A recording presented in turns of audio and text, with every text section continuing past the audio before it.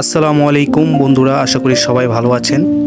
তো হঠাৎ করে একটা প্রবলেম দেখা দিচ্ছে ফেসবুকে, সেটা হচ্ছে আমরা কেউ ফেসবুক লগ ইন করতে পারছি না। কেউই না, ফেসবুক লাইট বলেন এবং অফিসিয়াল বলেন, কোনোটাতেই আমরা ঢুকতে পারছি না। ঢুকতে গেলে আমরা লগ ইন করতে পারছি না। যেমন আপনাদেরকে দেখাই, আমি যদি এখন আমার ফোন থেকে ফেসবুকে যাই, ফেসবুকে যাওয়ার পরে একটু সময় নিচ্ছে, দাঁড়ান।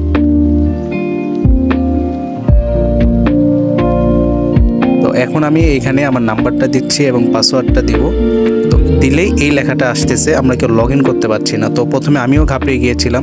এবং একই সাথে আমরা যদি মেসেঞ্জারে যাই, তো মেসেঞ্জারে দেখুন আমি একটি মেসেজ দিব একজনকে, মেসেজটাও যাবে না, কোড নট সেন্ড, মেসেজও যাচ্ছে না।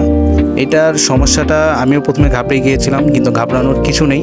এটার মূলত কারণ হচ্ছে বাংলাদেশ যে ফেসবুকের যে সার্ভারটা রয়েছে, বাংলাদেশ সার্ভারের সমস্যা।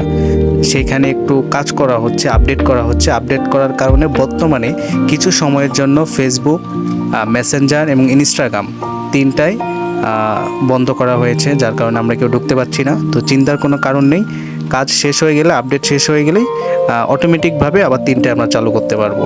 তো যারা এখনও এটা নিয়ে চিন্তা করছেন যে আমার আইডি হ্যাক হয়ে গেল কিনা, কিংবা অনেকে বলতেছে যে ব্যান করে দেওয়া হয়েছে, আসলে এরকম কোনো কিছুই নয়। এটা ফেসবুক এবং ইনস্টাগ্রাম আপডেট করার কারণে এখন বর্তমানে সার্ভারটা অফ রয়েছে।